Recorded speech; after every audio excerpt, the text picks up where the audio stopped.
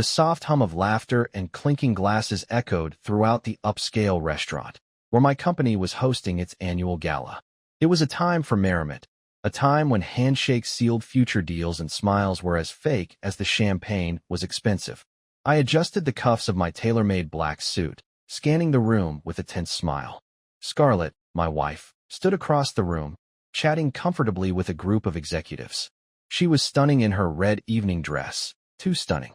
The manner in which she tilted forward when she laughed, the manner in which her fingers absently brushed the arm of Vincent Holloway, my boss and the CEO of the company, didn't sit well with me.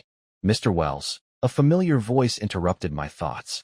Jonathan Spencer, the firm's CFO, handed me a glass of whiskey. Big night for you. Vincent seems pretty pleased with your performance this year. I smirked and took a sip, the warmth of the alcohol doing nothing to ease the tension in my chest. Let's hope it leads to something concrete. Oh, I'm sure it will. Jonathan chuckled, leaning his head towards Vincent, who was now whispering something into Scarlett's ear. Her lips curled into a smile, one that sent shivers down my spine. That was the moment I knew. Something was not quite right. I had been denying the signs for months. The late nights at the office, the furtive calls, the way Scarlett suddenly was obsessed with her appearance. But to catch her with Vincent, to see her face light up at whatever it was he had said, I knew I had been a fool. I clenched my teeth and forced myself not to lose my temper. Not here. Not now. Just as I was about to turn away, Vincent's gaze met mine, and he raised his glass towards me in a silent toast.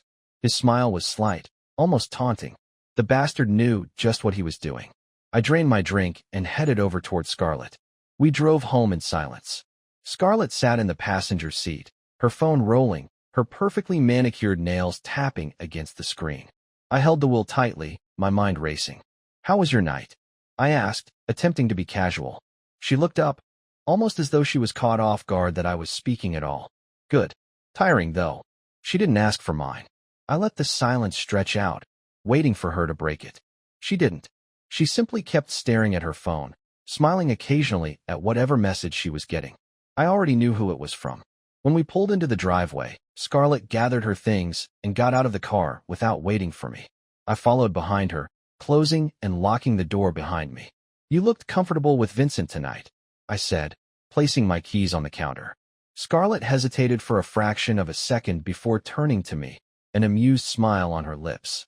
"Jealous?" I let out a dry chuckle. "Just an observation." She stepped closer to me, placing a hand on my chest. "Vincent is my boss's boss. I have to be friendly to him. That's how business gets done." The scent of her perfume mixed with something else, something I wasn't familiar with. I stepped back.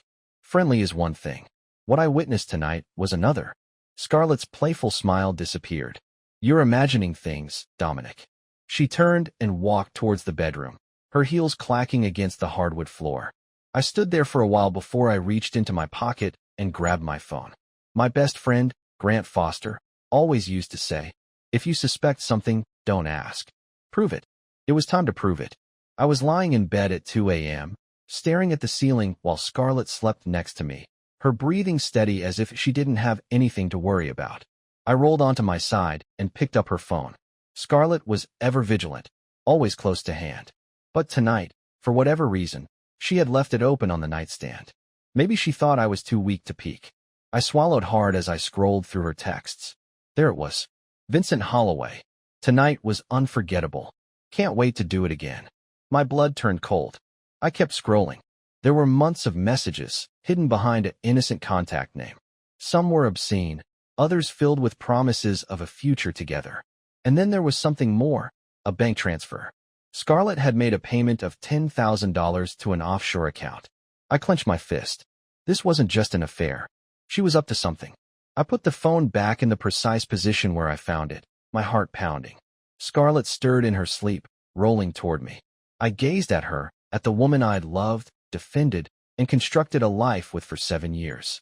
And now, I had undeniable proof that she was not just cheating on me, but conspiring behind my back. I slowed my breathing, my mind racing. Vincent and Scarlett thought I was a fool. They thought they could keep playing their little game. They had no idea who they were dealing with. I didn't sleep that night. How could I? Every time I closed my eyes, the messages played on repeat in my head. each one cutting deeper than the last. Scarlett's dishonesty, Vincent's patronizing, the utter humiliation of it all, it seethed within me like poison. I'd been manipulated. I'd been used. By the morning, fatigue should have overwhelmed me. But it didn't. Instead, there was a cold, steady determination. I had no hunger, no distractions, only one, razor-sharp goal: kill them both. Scarlett moved around the house like nothing was amiss. She hummed to herself as she made her coffee, her phone never far from her hand. She barely even looked at me. If she had, maybe she would have seen the way I was staring at her, memorizing every little movement. Maybe she would have seen the cold calculation in my eyes. I wanted to speak. I wanted to grab her, to shout at her, to scream. But that's what she'd desire me to do. I wasn't going to oblige her. I arrived at work early. The office was quiet, the only sound from the few early birds clacking away on their computer keyboards. I required this calm before the tempest. I had only been at my desk for a few minutes when Grant Foster came by, carrying 2 coffees, and put one in front of me. "You look like crap," he said nonchalantly, but the piercing stare informed me that he already knew that something was amiss. I didn't reply immediately. I pushed my phone across the desk, already open to the messages. Grant's expression altered as he read them, his relaxed mood vanishing. His grip on the phone tightened. "Son of a bitch," he whispered an oath. I simply nodded. "Yeah." Grant let out a slow breath, setting my phone down. His expression was unreadable for a moment before his mouth twisted into a cruel smile. "So, what do we do? Do we break his nose first or destroy his entire career?" Despite the storm raging inside me, I smiled at him. "Both. But profession first." Grant leaned back in his chair and stroked his jaw. "I like where this is going." "Good," I said, my voice glacial. "Because I need your help." I spent the next 3 days investigating Vincent Holloway. The guy was a giant in our industry, a well-respected CEO, an unstoppable force. At least, that's what they all thought. In real life, he was just another greedy, irresponsible bastard who believed his power shielded him from consequences. Grant helped me sort through old reports, books, anything that had even the slightest hint of suspicion. It wasn't long before we found just what we were searching for. Vincent wasn't just screwing my wife. He was screwing the business, too. Money laundering, embezzlement, fraud. Each new discovery made me more furious, but I held myself in check. This had to be perfect. I wasn't just going to take him down. I was going to bury him. By Thursday night, I had a fat folder of papers, enough to get Vincent fired and prosecuted.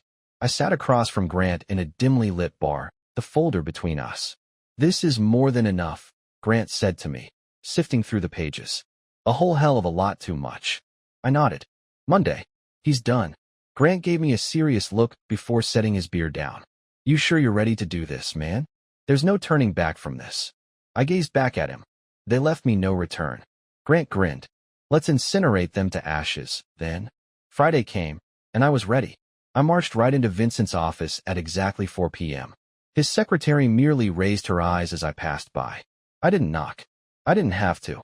Vincent was on the phone, probably scheduling his next appointment or messaging my wife, when he glanced up and grinned at me. "Dominic," he said in greeting, setting down his phone. "What can I do for you?" I stayed quiet. Instead, I pulled a paper out of my pocket and tossed it onto his desk. His smirk faded as he picked up the paper. His eyes scanned the words, his jaw tightening. "Where in the hell did you get this?" he snarled. I leaned in, putting my hands on his desk. "Let's just say I've been paying attention."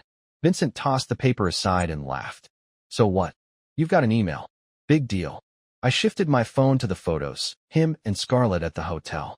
Him with his hand on her lower back, walking her inside. Her kissing him at the elevator doors. And then, wordlessly, I slid the phone across the desk. I had seen fear in his eyes before, but it was the first time. "You son of a..." He caught himself, exhaled hard through his nose. I rose, taking my phone. "Here's how this is going down. You resign. Quietly. No buyout, no severance. Just disappear." He laughed. "And if I don't?" I smiled.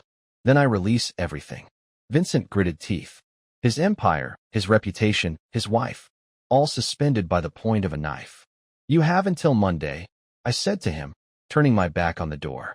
Then, as I turned to go, I turned around. "Oh, and Vincent?" He looked up, his eyes burning with anger. Say hello to Scarlett for me. And I walked out, knowing that the war had begun. Vincent didn't show up for work on Monday. I wasn't surprised. When I got into the office that morning, there were already rumors. People gathered around the break room, exchanged glances with each other. The company line was that Vincent was on personal leave, but the people who worked with him closely knew otherwise. The question was, did he indeed leave quietly? I sat at my desk, my hands clasped together, waiting. Grant had been watching Vincent's movements over the weekend. No sudden bank transfers, no desperate phone calls, just silence. A dangerous silence. Then, at exactly 11:14 a.m., my phone buzzed. Unknown number. I answered. Dominic. Vincent's voice came through, tight, with restrained fury. You've made a very, very big mistake. I smirked, leaning back in my chair. Did I? You don't know what you're up against, he snarled. I built this company. I built you. And you think you can just walk in and... You built nothing, I interrupted. You stole. You lied. You manipulated. And now you're finished. Vincent gulped hard. You think it's finished? You think I'm going to just go away? That's what you're going to do, I said to him, my voice even. Because if you don't, you'll lose it all. He stopped, and then let out a low laugh. Oh, Dominic. You just don't get it, do you? Vincent's tone shifted, becoming almost one of laughter. You're playing at something you don't know the first thing about. You think that this is something about me and Scarlett? No idea how much deeper this reaches. I glared. Explain it to me. But he laughed again. You'll see soon enough. The line fell silent. Apprehension snuck up the spine for the first time in my life. I returned home that evening to find Scarlett already on the living room couch. She was sipping from a glass of red wine, her legs crossed, in a lounging position. She'd gotten dressed up for the night, her black silk robe brushing her thighs, her hair styled in loose waves. She was calm. Too calm. Long day? She asked, swirling wine in her glass. I closed the door and set my keys down on the counter. You tell me. Scarlett let out a soft sigh. Come on, Dominic. Don't be so harsh. We've been married 7 years. You don't even want to talk about it. I walked past her into the kitchen. I don't want to talk about it with a liar. She set down her glass on the table with a sigh. Liar? That's a bit extreme. I spun around to face her, my gaze icy. Oh no, I apologize. Should I tell you that you're a cheater then? Scarlett didn't flinch. She tilted her head, regarding me with keen interest. Is that why you're so angry? I laughed. You're incredible. Am I? She stood up, gliding toward me. Tell me the truth, Dominic. Are you angry because I slept with Vincent? Or are you angry because you lost? I clenched my teeth. Lost? Scarlett's mouth twisted into a sly, sensuous smile. Oh, dear Dominic. You think you've won, don't you? You think forcing Vincent to resign was a success? I leaned in, my eyes narrowing. It was a beginning. She laughed softly, shaking her head. God, you're innocent. I moved closer. So teach me then. Scarlett placed her hand on my chest, following the hem of my shirt with her fingers. Because, darling, she breathed, you don't know the game. I gripped her wrist and held her in place. Cut out the cryptic crap. Say what you need to say. She leaned closer, her mouth inches from my ear. And then, almost too quietly to hear, she spoke. Vincent isn't the only one who's been lying. A chill ran down my spine. I stepped back, eyes locked on hers. What the hell is that supposed to mean? Scarlett smiled at me, turning back to her wine glass. I think you'll have to work it out. She turned and disappeared into the bedroom. I stood there, fists in tight balls at my sides, realizing that I had severely underestimated my wife. The next morning, I met Grant at our favorite coffee shop. I don't like this, I complained, stirring my black coffee. Scarlett said something last night. Something that's got me all messed up. Grant raised an eyebrow. What did she say? That Vincent isn't the only liar. Grant took a slow breath. Shit. Yeah, I complained. We sat in silence for a moment. Do you think she was bluffing? He asked. I don't know. Maybe. But she's too confident. Grant nodded, thinking. What if she's playing her own game? I pushed a hand through my hair. That's what I'm afraid of. Grant stepped forward. Then maybe it's time that we start digging into her. I met his gaze. Find out what she's hiding. Scarlett was always cagey about her secrets. But even cagey people make mistakes. Later, when she was in the shower, I took her laptop. I knew her password. It was the same one she'd had for years. In all her lying, she'd never relied on me to betray her. Big mistake. I sifted through her emails, looking for something to hang her with. At first, there was nothing, just normal work stuff, social invitations, online receipts from shopping binges. Then I found it. A folder named Renaissance. My stomach turned as I opened it. Inside were dozens of encrypted files, financial documents, contracts, transaction records. I opened a file and brought myself up short. It wasn't about Vincent. It was about me. Specifically, it was about my belongings. My bank accounts, my investments, my life insurance. Scarlett had been planning something. Something worse than just cheating. I kept scrolling, my heart thudding in my ears. Then I read the insurance policy. $3 million. Payable when I die. I looked at the screen, my blood turning cold. Scarlett wasn't just cheating on me. She was killing me. I listened as the shower turned off. Footsteps. I only had time to shut the laptop before Scarlett opened the door to the room, towel-wrapped. She looked at me curiously. What are you doing? I assumed a fake smirk. Just reading emails. She looked at me for a moment before suddenly laughing. Liar. I grinned, attempting to keep up the lie. Because now, I finally knew. Scarlett and Vincent had never just been an affair. They had been scheming this together. And now? Now it was time for me to strike first. I barely slept that night. The weight of what I had just discovered crushed any hope of sleep. Scarlett and Vincent weren't just having an affair. They weren't just betraying me. They were planning to murder me. Scarlett had taken out a $3 million life insurance policy in my name. And Vincent? He was the missing piece. The one with the money, the influence, the power to brush it under the carpet. I lay in bed, my ears attuned to the soft rhythm of Scarlett's breath beside me. She slept peacefully, unaware that I knew the truth, that I had accessed the files. I moved my head slightly, watching her in the dim light of the moonbeams filtering through the curtains. For the first time, I wasn't angry. I was afraid. Not of them. Not of what they had been plotting, but of what I was going to do to them. I needed to be cautious. If Scarlett had gone to this length, that meant she was patient. She had been working on this for months, maybe even years, carefully constructing this.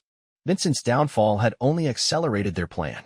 If I confronted her right now, she'd twist it around, play the victim, make me out to be the insane one. No, I couldn't let that happen. I needed proof. Not just for the affair. Not just for the fraud. I needed proof she was going to kill me. That's why the next morning, I called Grant. We had agreed to meet at an old diner on the outskirts of town, one that we would go to after late-night shifts when we were struggling to climb up the corporate ladder. Grant sat across from me, his arms crossed over his chest, his coffee untouched. His expression was neutral, but I could tell he was barely holding his temper in check. Say that again, he snarled, his voice low. I slid my phone across the table, bringing up the screenshots. Scarlett has a $3 million life insurance policy on me. That in and of itself would be nothing, but she's got transaction records tied to offshore accounts. I don't control those accounts. Someone else does. Grant drew in a sharp breath. Vincent. Yeah, I replied. I think they had something in the works previously, but when I outed Vincent, it messed up their schedule. Now? They're desperate. And desperate makes them dangerous. Grant drummed his fingers on the table as he thought. Then he leaned in. What's your next move? I drew a breath. I need more evidence. Currently, it's circumstantial. But if I can catch them on conspiracy to commit murder? Grant whistled low. That's a long game, man. You sure you can do it? I met his gaze. I don't have any other choice. Grant smiled grimly. Okay, then. Let's make these bastards pay. That night, I made my first move. Scarlett was in the kitchen when I walked in, phone in hand, wine glass half empty. She looked up and smiled. Long day? She asked innocently. I smiled back. Yeah, but I think things are finally looking up.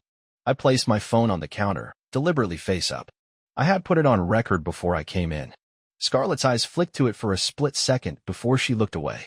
I drank some water and leaned against the counter. I've been thinking, maybe we should go on a trip.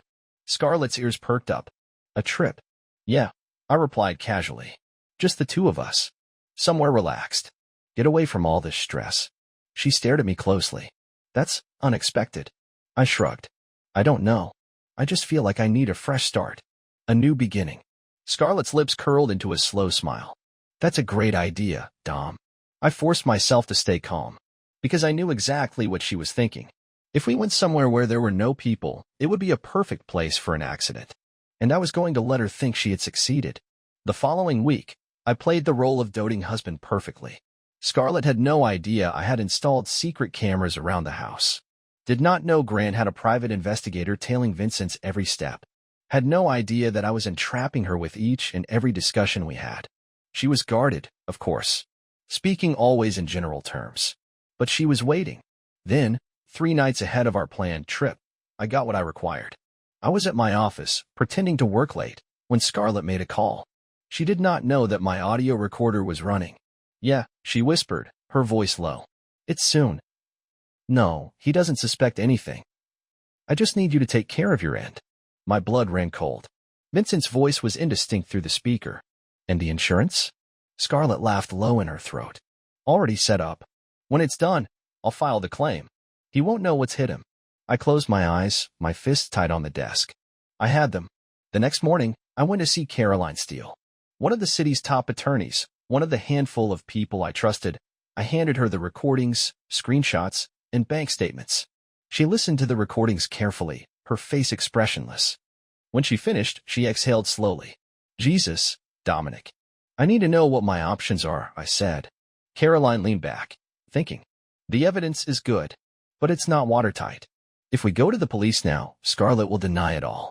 She'll say you misinterpreted the recording. I clenched my teeth. So what do we do? Caroline tapped her nails on the desk. Then she smiled. We get them to confess. I raised an eyebrow. How? She leaned forward. You're going on that trip, Dominic. I stiffened. You want me to see it through? Not all the way, she corrected. But close enough to get Scarlett to think she's got it in the bag. Close enough that she says so out loud. And when she does, I nodded slowly, comprehension washing over me. We get it on tape. On record. Caroline smiled. And we take her down. I exhaled. This was it. The final play. 3 days later, Scarlett and I arrived at a lake house luxury Vincent had generously paid for. The perfect, secluded getaway. I was wired. There were cameras concealed in every room. Everything she said was being recorded. I just needed to wait. Scarlett was cautious at first. But as the night went on, as the wine flowed, she let her guard down. She sat across from me on the deck, the moon shimmering off the still water. You know, Dom, she said, swirling her wine. I think this trip was the best idea you've ever had. I smiled. Yeah. She leaned forward. I mean, we all need fresh starts, don't we? I tilted my head. What are you saying, Scarlett? She smirked. I'm saying, sometimes, things need to end before something better can begin. My heart racing. This was it. I leaned back. Like what? Scarlett's smile spread. Like a new life. She sipped wine slowly. And all the money that comes with it. My stomach tightened, but I forced myself to stay calm. Tell me more. She did. And every single word was being recorded. Scarlett Holloway had just confessed. And in the morning, she was going to wake up to handcuffs. Morning broke with an eerie stillness. The sun inched across the horizon, casting golden stripes upon the lake, but the warmth never reached me. It all felt staged, as if something out of a scripted play before the last act was to be acted out. Scarlett glided around the kitchen with ease, humming softly as she filled her cup with coffee. She was relaxed, self-assured, blissfully unaware that this would be her final morning as a free woman. I sat across from her, my face impassive. All the lies, all the hushed vows to Vincent, all the deliberate steps to wipe me out had brought her to this point. She finally caught my gaze and smiled. What? Nothing, I said, sipping coffee. She leaned in, eyes trained on me the way they always were when she believed she knew there was something more going on under the surface. But today, she did not press. She did not need to. In her mind, she was already the victor. The knock on the door shattered the illusion. Scarlett's eyes turned towards the door, furrowed brow. Who the hell would be here this time of morning? Why don't you go see? I suggested, setting my cup aside. She hesitated, then stood, tightening the silk robe around her waist as she walked toward the entrance. The moment she pulled the door open, the world tilted. 4 officers stood outside, weapons holstered but hands ready. Scarlett blinked, momentarily frozen. Scarlett Holloway, one of them said, voice firm. Her fingers tightened around the doorknob. Yes? You're under arrest for conspiracy to commit murder and attempted insurance fraud. She laughed, shaking her head as if this were a joke. I'm sorry, what? One of the officers pulled out a paper, flipping it open. We have irrefutable evidence, including audio recordings, financial transactions, and private messages linking you to a plot to stage your husband's death for financial gain. Scarlett spun around, her eyes flashing into mine. And in that single moment, realization hit. Her eyes went wide. Her mouth dropped open. Her smug expression was replaced with something raw, something desperate. "You," she panted. I leaned back in my chair, letting her disintegrate. "Good morning, Scarlett." Panic crossed her face, and then she regained control, gasping for breath. "This is a trick," she spun back to the officers. "I don't know what you think you've found, but it's nothing. My husband is setting me up." One of them drew out a tiny recording device. A voice she knew, a voice that was hers, rang out around her. "It's going down any minute." "No, he doesn't even have a clue. I only need you to get your own work done." Scarlett's face turned ashen. "The insurance is already set. Once it's done, I'll file the claim. He'll never see it coming." She spun back to me, eyes flashing. "You recorded me?" I took another slow sip of coffee. "You really should have picked a better hiding spot for your laptop." Her jaw clenched, but she still wasn't giving up. "This is all fabricated. You're twisting my words." One of the officers stepped forward. "You'll have plenty of time to explain yourself at the station, Mrs. Holloway. For now, turn around and place your hands behind your back." Scarlett didn't move. Her eyes darted between them, then back to me. Then, for the first time, she looked afraid. "No," she whispered. "You don't understand. This isn't how it's supposed to go." But the game was over. One of them took her arm. She pulled it free, savage now, feral. "Dominic, please," she cried. "You love me. We can fix this." I tilted my head to the side, studying her as if she were a puzzle piece missing its last bit. "Love," I repeated. "I think you went through that a very long time ago." Scarlett let out something between a sob and a snarl. She lunged at me, but the officers held her back. "You bastard," she shrieked. "You think this is over?" They pulled her toward the door. "You'll regret this," she screamed. "I swear to God, Dominic, you'll regret this." She fought them all the way down the porch, thrashing, cursing, twisting in their grip. But it was pointless. The cuffs clicked around her wrists. A moment later, the police car door slammed shut, muffling her screams. And just like that, Scarlett Holloway was gone. The silence after she departed was stifling. I was alone for the first time in months. No longer glancing over my shoulder. No longer pretending. No longer waiting for the inevitable knife between my lungs. I should have been relieved. All I felt instead was a dull sort of satisfaction, like looking down over the smolders of a gutted house and seeing that the flames had reduced everything to ashes. The thud of feet approaching behind me startled me back to the moment. Grant slumped against the porch railing, arms crossed. That was intense. I blew out a breath, rubbing a hand over my face. "Yeah. Okay. I thought about it. I don't know." Grant gazed at me for an age. Then, with a hint of a smile, said, "Well, at least one snake is out of your hair." I smiled dryly. "One down." He arched an eyebrow. "And the other?" I turned my gaze to the horizon, where the city skyline shone in the distance. "Vincent's next." Grant nodded, his expression serious. "Then let's make it count." Because Scarlett's betrayal had been personal. But Vincent Holloway? His fall was going to be legendary. Scarlett was out of the equation, but the war wasn't over yet. Vincent Holloway rose to his feet. Breathe. Thought he could squirm his way out of this one. Lost his position at the company. His reputation tarnished. His name dragged through the mud. But he wasn't finished, and that made him a threat. I knew Vincent. He was not the type to go out with a whimper. He would fight. He would strike back. He would do whatever he had to do in order to survive, which meant I would have to get to him first. And this time, there would be no coming back. I waited and watched for the next few days. Vincent had been keeping a low profile since Scarlett's arrest. No public appearances, no press statements, no desperate attempts at damage control. That wasn't his modus operandi. If there was one thing Vincent hated, it was being weak, which meant he was doing something. Grant and I had been keeping an eye on him. He was still in his penthouse, still had money, still had big-time connections. But something was off. Then, finally, the break. Grant called me late one night. "You're going to want to see this." He sent me a picture. It was Vincent, in front of a downtown private club, one that catered to the rich and the corrupt. And he wasn't alone. He was shaking hands with Elliot Graves. The name was like a punch to the stomach. Elliot Graves was one you didn't want to get involved with. He was a silent partner, a man who invested in failing businesses for control. If Vincent was meeting with him, it meant one thing. He was trying to build his empire anew. I gritted my teeth. He just doesn't learn, does he? Grant's voice was stern. No. And if he's got Graves working for him, you might not be able to shut him down again. I nodded. Then we shut him down. For good. To destroy Vincent, I needed proof. Not of his mistress. Not of his forgery. Proof of something more. Something he could not evade. I spent the next week digging. Long nights, old connections, anything that could connect him to something so damning that no amount of money or influence could erase it. And then I did. Buried in dusty corporate records, behind shell companies and offshore accounts, was a trail of illegal transactions, but not just embezzlement. It was bribery, money laundering, and the worst of all? Connections to organized crime. Vincent had been laundering money for the same guys he'd just met with. This was not corporate greed. This was federal crime. I slumped back, eyeing the papers on my screen. My heart was racing. This was it. The nail in Vincent's coffin. I just needed to pound it in. The next morning, I made one phone call. Caroline, I said, I have something for you.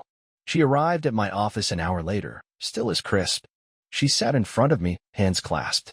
Tell me you have something good. I spun my laptop to face her. Better than good. She read the papers, her expression unreadable. But when she looked up, after a pause, there was something evil in her eyes. This is enough to send him away for 20 years. Possibly more.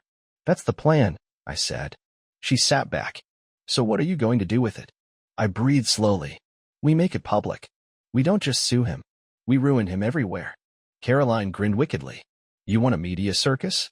I want him to know what it's like to lose everything. She nodded. Then let's do it. The plan was simple. Step 1. Leak the documents to investigative reporters. Step 2. Present evidence to federal authorities. Step 3. Sit down and watch the world burn. By the end of the week, the news went nuclear. Vincent Holloway, once powerful CEO, was now a prime suspect in a massive financial fraud scheme. The headlines were splashed across every newspaper. His face was splashed across every newspaper. And then the hammer blow fell. His assets were frozen. I watched TV from my cubicle, the live footage of FBI agents ringing Vincent's penthouse.